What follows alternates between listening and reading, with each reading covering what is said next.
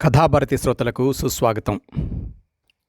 ఈ వారం కథ నమస్తే తెలంగాణ ముల్కనూరు సాహితీపీఠం సంయుక్తంగా నిర్వహించిన కథల పోటీ 2025లో ద్వితీయ బహుమతి 25,000 రూపాయలు పొందిన సయ్యద్ సలీం గారి కథ మృత్యోర్మ అమృతంగమయ.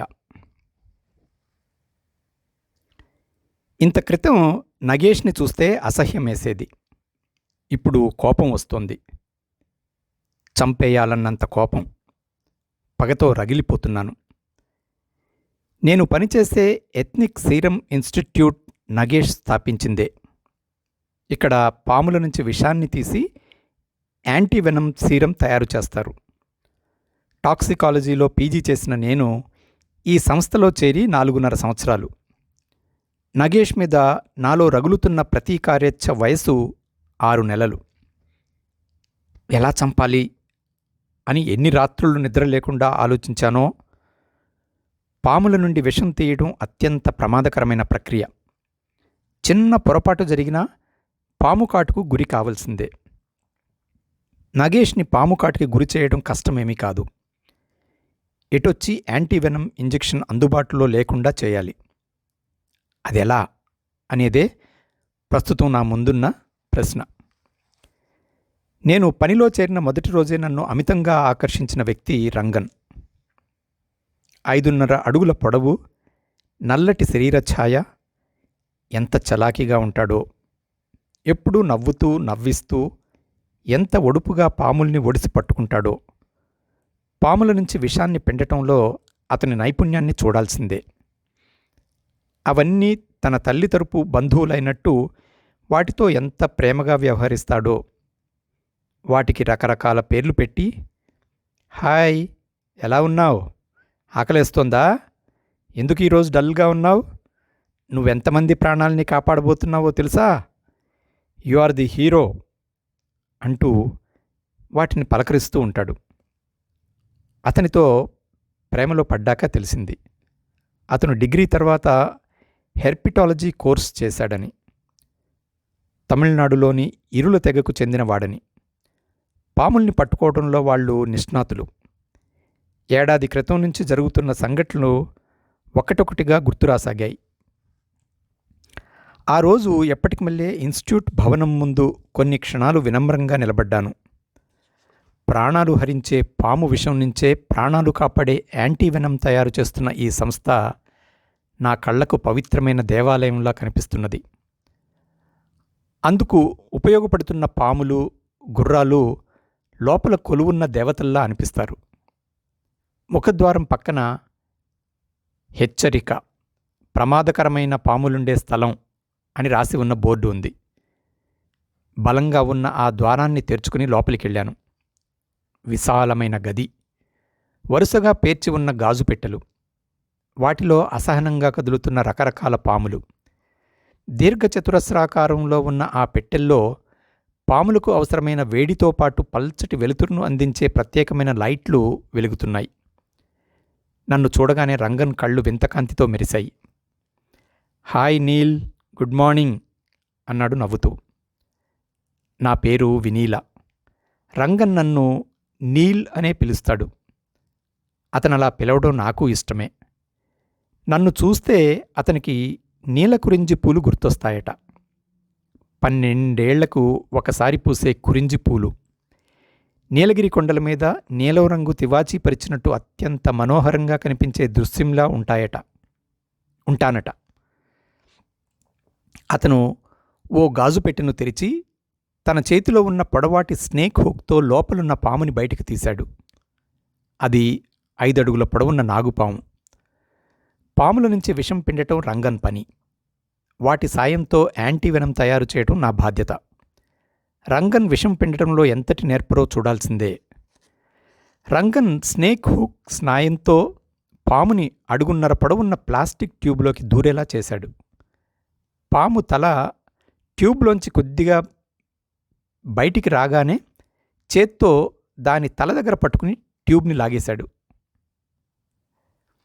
టేబుల్ మీద సిద్ధంగా పెట్టుకున్న గాజు గిన్నెని తీసుకున్నాడు. దాని మూతి పల్చటి ప్లాస్టిక్తో బిగించి ఉంది. నాగుపాము తల మీద బొటనవేలు పెట్టి దాని నోరు తెరిచి గిన్నె అంచుకు ఆనించి మెల్లగా అదుముతూ పట్టుకున్నాడు. దాని కోరలు అందులో దిగబడి బొట్లు బొట్లుగా గిన్నెలోకి పసుపుపచ్చ రంగులో బంగారంలా మెరుస్తున్న విషం జారింది. విషం పిండటం పూర్తయ్యాక పాముని గాజుపెట్టెలోకి వదిలాడు. నాగుపాము వైపు మెచ్చుకోలుగా చూస్తూ, థ్యాంక్యూ బ్రదర్, నీ కష్టం వృధా పోదు. చాలామంది ప్రాణాలని కాపాడటానికి పనికొస్తుంది. నీకు సంతోషమేగా? నీకో కానుకివ్వనా అంటూ ప్లాస్టిక్ కంటైనర్లో ఉన్న ఎలుకల్లోంచి ఓ ఎలుకను పట్టుకారుతో పట్టుకుని గాజుపెట్టెలోకి విసిరేసి తాళం వేశాడు. ఎక్సలెంట్ అంటూ అతని వైపు మెచ్చుకోలుగా చూసి మొదటి అంతస్తులో ఉన్న లాకర్ రూమ్ వైపు నడిచాను. ఆ గదిలో ఓ వైపు -40 ఉష్ణోగ్రతలో విషాన్ని భద్రపరిచే రెఫ్రిజిరేటర్లు ఉన్నాయి. మరోవైపున్న రెఫ్రిజిరేటర్లలో యాంటీవెనమ్ వయల్స్ భద్రపరిచి ఉన్నాయి. విషం ఉన్న బాటిల్లోంచి సిరంజితో కొద్దిపాటి విషాన్ని తీసుకుని గుర్రాలున్న ఎన్క్లోజర్లోకి ప్రవేశించాను. వాటిల్లో నాకు చాలా ఇష్టమైన గుర్రం షిఫా. షిఫా అంటే హీలింగ్ అని అర్థం. నేను రావడం గమనించిన షిఫా తన మెడను నా వైపు సాచింది. దాని మెడను ప్రేమగా కౌగిలించుకుని జూలుని మెల్లగా దువ్వసాగాను. షిఫా సంతోషంతో వింత శబ్దాలు చేయసాగింది. నేనంటే నీకెంతిష్టమో నాకు కూడా నువ్వంటే అంతిష్టం. ప్రజల ప్రాణాలు కాపాడటానికి నువ్వు చేస్తున్న త్యాగం చాలా గొప్పది అన్నాను. నా మాటలు షిఫాకు అర్థం కావని తెలుసు, కానీ నా ఆంతర్యం దానికి తెలుసు. తయారుగా ఉన్నావా? నీలోకి విషం ఎక్కించబోతున్నాను అన్నాను దాని కళ్ళలోకి చూస్తూ. అది గట్టిగా సకిలించింది. నా చెవులకది ఎస్ నేను రెడీ అన్నట్టు వినిపించింది. అదే సమయంలో నగేష్ వచ్చి నా పక్కన నిలబడ్డాడు. అతని వయసు 40కి దగ్గరగా ఉంటుంది. భార్య ఆత్మహత్య చేసుకుని చనిపోయిందని నేను చేరిన కొత్తలో చెప్పాడు. అప్పటి నుంచి నా వెంట శనిగ్రహంలా పడుతున్నాడు. నన్ను ప్రేమిస్తున్నాడట. పెళ్లి చేసుకుందాం అంటూ వేపుకు తింటున్నాడు. నేనా గుర్రమంత విలువ కూడా చేయనా? దాని మెడని ఎంత ప్రేమగా కౌగిలించుకున్నావో చూశాగా, నాకా అదృష్టం ఎప్పుడు కలుగజేస్తావు అన్నాడు. నేనేమీ సమాధానం ఇవ్వకుండా షిఫాకు ఇంజెక్షన్ ఇవ్వడంలో మునిగిపోయాను. సమాధానం చెప్పవేంటి? నీ అనుగ్రహం కోసం ఎదురు చూస్తున్నానని తెలుసుగా, ఎప్పుడు కరుణిస్తావు అన్నాడు మళ్ళా. మరో గుర్రానికి ఇంజెక్షన్ ఇవ్వడానికి వెళ్తున్నప్పుడు నా వెనకే వచ్చాడు. నువ్వు షిఫాని ప్రేమగా తాకినా నా గుండె జలసీతో మండిపోతుందని తెలుసా అన్నాడు. దానికి కూడా నేనేమీ సమాధానం ఇవ్వలేదు. ఆ రంగన్ గాడిలో ఏముందని వాడితో సన్నిహితంగా ఉంటున్నావు? వాడు ట్రైబల్. ఎంత నల్లగా ఉంటాడో గమనించావా?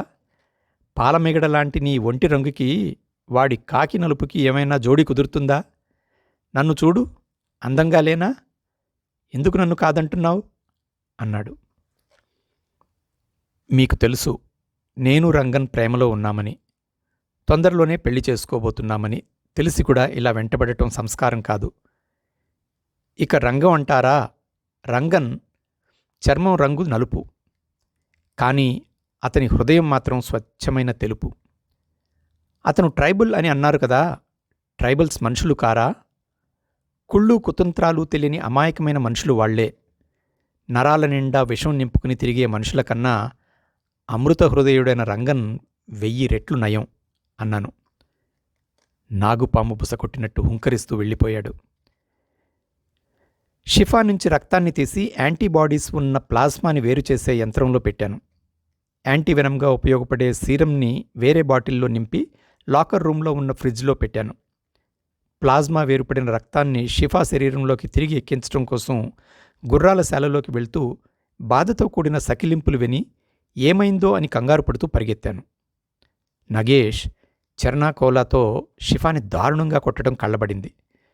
అతని చేతుల్లోంచి చర్నాకోలాన్ని లాక్కొని దూరంగా విసిరేస్తూ, దాన్నెందుకలా కొడుతున్నారు అని కోపంగా అడిగాను.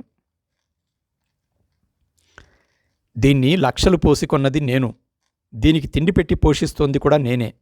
ఇది నన్ను కదా ఇష్టపడాలి. నన్ను చూసి బుసలు కొడుతోంది. పళ్ళు బయటికి పెట్టి కళ్ళు పెద్దవి చేసి కరవడానికొచ్చింది. ఈసారికి కొట్టి వదిలేశాను. మరోసారి ఇలా చేస్తే తుపాకీతో కాల్చి పారేస్తాను కోపంతో అనేసి అక్కడి నుంచి విసురుగా వెళ్ళిపోయాడు. షిఫా వైపు బాధగా చూశాను. దాని కళ్ళ నుంచి నీళ్లు కారుతున్నాయి. అది ఓదార్పు కోసం తన మెడని నా మెడకు ఆనించింది. దాని జుట్టుని ప్రేమగా దువ్వుతూ, సారీ షిఫా, నా మీదన్న కోపాన్ని నీ మీద చూపించాడు అన్నాను. రక్తం తిరిగి ఎక్కించాక యాంటీసెప్టిక్ ఆయింట్మెంట్ తెచ్చి దాని ఒంటి మీదున్న గాయాలకు పూస్తున్నప్పుడు అనాయాసంగానే నా కళ్ళల్లో నీళ్లు తిరిగాయి. మాది చిన్న పల్లెటూరు. నా చిన్నప్పుడు పాముకాట్లతో మనుషులు చచ్చిపోవడం చూసి మనసు వికలమయ్యేది. ఓ రోజు చీకటి పడ్డాక పొలం నుంచి తిరిగొస్తున్న నాన్న తాచుపాము కాటేసి చనిపోయాడు. ఆ రోజే నిర్ణయించుకున్నాను, విషసర్పాల బారిన పడిన ప్రజల్ని రక్షించడానికి పనికొచ్చే చదువే చదవాలని. అందుకే టాక్సికాలజీ కోర్స్ చేశాను. ఏ రీసెర్చ్ ఇన్స్టిట్యూట్కి వెళ్ళినా నాకు ఉద్యోగం దొరుకుతుంది. కానీ రంగన్ని వదిలి వెళ్ళలేని పరిస్థితి. నగేష్ ఎంతటి దుర్మార్గుడో నాకు తెలుసు. పట్టుకొచ్చిన పాముల్ని 4 వారాల తర్వాత మళ్ళా అడవిలో వదిలేయాలి. వారానికి ఒక్కసారే వాటి నుంచి విషం పిండాలి. నగేష్ ఈ నిబంధనల్ని ఖాతరు చేయడు. ఈ ల్యాబ్లో ఉన్న పాములు చనిపోయే వరకు ఇక్కడ బందీలుగా ఉండాల్సిందే. ఇరుల కోఆపరేటివ్ సొసైటీ నుంచి విషాన్ని కొంటే లాభాలు తగ్గుతాయని కొంతమంది ఇరుల కుర్రవాళ్లని ప్రలోభపెట్టి వాళ్లు పట్టుకొచ్చిన పాముల్ని తక్కువ ధర చెల్లించి కొంటాడు. నగేష్ నన్ను వేధిస్తున్నాడని రంగన్కి తెలిస్తే తట్టుకోలేడు. షిఫా కేవలం కొరకబోయింది. రంగన్ వాణ్ణి తన్నకుండా వదిలిపెట్టడు. అందుకే నగేష్ని నేనే ధైర్యంగా ఎదుర్కోవడానికి సిద్ధపడ్డాను. రేపు ఆదివారం కదా, మనం ముగ్గురం అడవిలోకి షికారుకు వెళ్దామని నగేష్ అంటున్నాడు. వెళ్దామా? 6 నెలల క్రితం ఓ శనివారం రోజు అడిగాడు రంగన్. అడవిలోకి షికారుకా? మనం చూడాల్సింది ఏం మిగిలిందని అన్నాను. అడవి మధ్యలో సరస్సు ఉందట కదా, అక్కడికి దుప్పులు జింకలు నీళ్లు తాగడానికి వస్తాయట. అక్కడ 2 గంటలు గడిపి చీకటి పడే లోపల తిరిగి వచ్చేద్దాం అంటున్నాడు. సరస్సు గురించి నేను విన్నాను, కానీ ఎప్పుడూ వెళ్ళలేదు. అమ్మకు నిన్నటి నుండి జ్వరం, లేచి పనులు చేసుకునే స్థితిలో లేదు. నేను రాలేను, నేను లేకుండా నువ్వు కూడా వెళ్ళొద్దు అని చెప్పాను. ఆదివారం ఉదయం 9ంటికి అడవిలోకి బయలుదేరుతున్నట్టు రంగన్ ఫోన్ చేసి చెప్పాడు. వెళ్ళొద్దన్నాగా అంటూ మెసేజ్ చేశాను. బాగా బలవంతపడితేనూ తప్పలేదు అంటూ మెసేజ్ పంపాడు. మధ్యాహ్నం 12:30కు ఫోన్ చేసి, ఇక్కడ ఎంత బాగుందో తెలుసా, నువ్వో అందమైన అనుభవాన్ని మిస్ అయ్యావు అన్నాడు. 3ంటికి నగేష్ నుంచి ఫోన్ వచ్చింది. నేను రిసీవ్ చేసుకోలేదు. మరో 2 సార్లు మోగి ఆగిపోయింది. కొద్దిసేపటి తర్వాత రంగన్ ఫోన్ నుంచి కాల్ వచ్చింది. హలో రంగన్ అన్నాను. నగేష్ గొంతు వినిపించింది. నువ్వు నా ఫోన్ ఎత్తడం లేదని రంగన్ ఫోన్ నుంచి చేస్తున్నా. రంగన్ని పాము కరిచింది అన్నాడు. పాము కరిచిందా అంటూ పెద్దగా అరిచాను. నేనిప్పుడే ఇన్స్టిట్యూట్కి బయలుదేరుతున్నా. మీరొచ్చే లోపల యాంటీవెనమ్ ఇంజెక్షన్ని తయారుగా ఉంచుతాను అన్నాను. యాంటీవెనమ్ని భద్రపరిచే లాకర్ గది తెరుచుకోవాలంటే నాది కానీ నగేష్ది కానీ బొటనవేలి ముద్ర అవసరం. మేము తయారు చేసేది పాలివలెంట్ యాంటీవెనమ్. నాగుపాము, కట్లపాము, రక్తపింజరి, ఇసుక పింజరి అనే 4 రకాల పాము విషాలకు విరుగుడుగా పనిచేస్తుంది. వీటిలో ఏ పాము కరిచినా ప్రాణం పోవడానికి కొన్ని గంటల సమయం పడుతుంది. నేను లేచి కారు తాళాలు తీసుకుంటున్న సమయంలో రంగన్ని కరిచింది కింగ్ కోబ్రా. పొదల్లో ఎక్కడో నక్కి ఉండింది. రంగన్ పాసు పోసుకోవడానికి ఆ పొదల్లోకి వెళ్ళాడు. పొరపాటున దాన్ని తొక్కి ఉంటాడు అని నగేష్ అనడం వినిపించింది. ఆ మాటలు నా గుండెల్లో అణుబాంబుల్లా పేలాయి. కళ్ళు తిరిగాయి. ఒళ్ళు తూలింది. పడిపోకుండా గోడని గట్టిగా పట్టుకున్నాను. కింగ్ కోబ్రా చాలా ఎక్కువ పరిమాణంలో విషాన్ని శరీరంలోకి పంప్ చేస్తుంది. మనిషి అరగంటలోనే చనిపోతాడు. ఎంత బలవంతుడైనా గంటకు మించి బతకడు. మొండి ధైర్యంతో ల్యాబ్ని సమీపించాను. నేను చేరుకున్న అరగంట తర్వాత రంగన్ శరీరాన్ని మోసుకుంటూ లోపలికి వచ్చాడు నగేష్. అతన్ని టేబుల్ మీద పడుకోబెట్టడమే ఆలస్యం. వేగంగా వెళ్ళి అతని నాడిని పరీక్షించాను. నాడి అందలేదు. శ్వాస ఆడటం లేదు.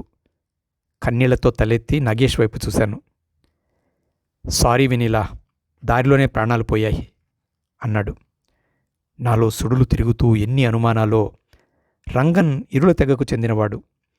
పాముల్ని పట్టుకునే టెక్నిక్లు, వాటి నుంచి రక్షించుకునే మెలకువలు వాళ్ల రక్తంలోనే జీర్ణించుకుని ఉంటాయి. పాము శరీరం నుంచి వచ్చే వాసనని 10 అడుగుల దూరం నుంచే పసిగట్టి అది ఏ జాతి పామో చెప్పగలరు. కాళ్ల దగ్గరున్న పాము కాటేసే లోపల ఉడుపుగా తప్పుకోగల నేర్పరి రంగన్. అంత వేగంగా స్పందిస్తాడు. అలాంటిది కింగ్ కోబ్రా మీద కాలేసి తొక్కుతాడా? నేను నమ్మను. అదను చూసి నా రంగన్ని కాటేసి చంపింది వీడే. కింగ్ కోబ్రా విషాన్ని తనతో పాటు తీసుకెళ్లి ఉంటాడు. కానీ దాన్ని నిరూపించడానికి నా దగ్గర ఆధారాలేమీ లేవు. రంగన్ చనిపోయాక నగేష్ ఆగడాలు మరింత పెరిగాయి. పెళ్లి చేసుకుందామని బలవంత పెడుతున్నాడు, బెదిరిస్తున్నాడు. రంగన్ చనిపోయి 6 నెలలు. ఇప్పుడు రంగన్ స్థానంలో ఉమేష్ పనిచేస్తున్నాడు. వయసు 25కు మించి ఉండదు. పాముల్ని హ్యాండిల్ చేయడంలో అనుభవం తక్కువ. దానికి తోడు కంగారు, భయం ఎక్కువ. అతను పాముని బయటికి తీసి విషం పిండబోయే సమయంలో కొద్దిగా భయపెడితే చాలు, పామును వదిలేస్తాడు. నగేష్ కొన్నిసార్లు అతని పక్కన నిలబడి మాట్లాడుతుంటాడు. ఆ సమయంలో ఉమేష్ని కంగారు పెడితే చాలు, పాముని నగేష్ పైకి విసిరేసినా విసిరేస్తాడు. అలా చాలాసార్లు ప్రయత్నించబోయి అదను దొరక్క ఊరుకుండిపోయాను. ఓ రోజు ఉమేష్ నాగుపాముని పట్టుకుని విషం తీయబోతున్నప్పుడు అది బలంగా కదలడంతో పట్టుజారింది. అతనికి కొద్దిగా ఎడంగా నిలబడి ఏదో మాట్లాడుతున్న నగేష్ కాళ్ల సమీపంలో పడిన పాము కోపంతో పడగ విప్పి అతని పిక్క మీద కాటు వేసింది. దాని నుంచి తప్పించుకునే ప్రయత్నంలో అతను పెద్దగా అరుస్తూ వెనక్కి విరుచుకుపడ్డాడు. గుర్రాల నుంచి రక్తం తీయడానికి వెళ్లబోతున్న నేను ఆ దృశ్యం చూసి అక్కడే నిలబడిపోయాను. కాగల కార్యం గంధర్వులే తీర్చడం అంటే ఇదే కదా అనుకున్నాను. అయినా లాభం లేదు. నగేష్ లాకర్ రూమ్కి వెళ్ళి యాంటీవెనమ్ ఇంజెక్షన్ తీసుకుంటే చాలు, బతికిపోతాడు. దాన్నెలా ఆపాలో అర్థం కాలేదు. ఉమేష్ నాగుపాముని గ్లాస్ కంటైనర్లో పెట్టి సారీ సార్ అంటూ నగేష్ని భుజం పట్టుకుని లేపే ప్రయత్నం చేస్తున్నాడు. నగేష్ కొద్దిగా లేచి కాలు పట్టుకుని బాధతో అరుస్తూ కూలబడిపోయి, కాలు బెణికింది, చాలా నొప్పిగా ఉంది, నడవలేను అంటూ నా వైపు చూసి తొందరగా యాంటీవెనమ్ ఇంజెక్షన్ చెయ్యి అన్నాడు. పగతో రగులుతున్న కళ్ళతో కింద పడి ఉన్న నగేష్ వైపు చూశాను. అతను శ్వాసని బరువుగా తీసుకుంటూ నా వైపు దీనంగా చూస్తున్నాడు. చావు, గిలగిలా కొట్టుకుని చావు. నా రంగం చనిపోయినట్టే నువ్వు కూడా హింసపడి చావాలి అని మనసులో అనుకున్నాను. ఇంజెక్షన్ ఇవ్వండి మేడం అంటూ ఉమేష్ పదే పదే వేడుకుంటున్నాడు. నా కళ్ళ ముందు మా నాన్న బాధతో విలవిల్లాడుతున్న దృశ్యం కనిపించింది. అప్పటి వరకు ఏదో ట్రాన్స్లో ఉన్న నేను స్పృహలోకి వచ్చాను. మా నాన్న చనిపోయినట్టు పాముకాటుతో ఎవరూ చనిపోకూడదన్న దృఢ నిశ్చయంతో కదా టాక్సికాలజీ చేశాను. విషంతో నిండిన పాములే ప్రాణాలు కాపాడే యాంటీవెనమ్ కోసం శ్రమిస్తున్న సంస్థలో కదా పనిచేస్తున్నాను. నాలో అతన్ని చంపాలన్న కసిలోంచి పుట్టుకొస్తున్న విషాన్ని యాంటీవెనమ్ కింద మార్చి అమృతాన్ని కదా పంచాలి. అలా అనుకోగానే వెన్ను మీద ఎవరో గట్టిగా చరిచినట్టు ఉలిక్కి పడ్డాను. లాకర్ రూమ్ వైపు పరిగెత్తి యాంటీవెనమ్ ఇంజెక్షన్ రెడీ చేసి నగేష్కి ఇంజెక్ట్ చేశాను. మూతలు పడబోతున్న అతని కళ్ళు అరగంట తర్వాత తెరుచుకున్నాయి. ఇంకా ఆ సంస్థలో పనిచేయాల్సిన అవసరం ఏదీ కనిపించలేదు. రాజీనామా లేఖని టేబుల్ మీద పెట్టి బయటికొచ్చేశాను. అదండి ఈ వారం కథ. నమస్తే తెలంగాణ ముల్కనూరు సాహితీపీఠం సంయుక్తంగా నిర్వహించిన కథల పోటీ 2025లో ద్వితీయ బహుమతి 25,000 రూపాయలు పొందిన కథ మృత్యోర్మ అమృతంగమయ. ఇక రచయిత సలీం గారి పరిచయానికి వస్తే, ఈయన స్వస్థలం ఒంగోలు సమీపంలోని తోవగుంట. ఆంధ్ర విశ్వవిద్యాలయం నుంచి భౌతిక శాస్త్రంలో ఎంఎస్సి టెక్ చేశారు. ఇన్కమ్ ట్యాక్స్ డిపార్ట్మెంట్లో అడిషనల్ కమిషనర్గా ఉద్యోగ విరమణ పొందారు. ఇప్పటి వరకు 3 కవితా సంపుటాలు, 12 కథా సంపుటాలు, 36 నవలలు వెలువరించారు. ఈయన రాసిన కొన్ని నవలలు, కథలు ఆంగ్లం, హిందీ, మరాఠీ, ఒడియా, కన్నడ, మలయాళం, తమిళ భాషల్లోకి అనువాదం అయ్యాయి. బాలల కోసం 6 సైఫై నవలికలు రాశారు. సాహితీ సేవలో భాగంగా అనేక పురస్కారాలు, అవార్డులు అందుకున్నారు. వివిధ సాహితీ సంస్థలు నిర్వహించిన కథల పోటీల్లో బహుమతులు, సన్మానాలు పొందారు.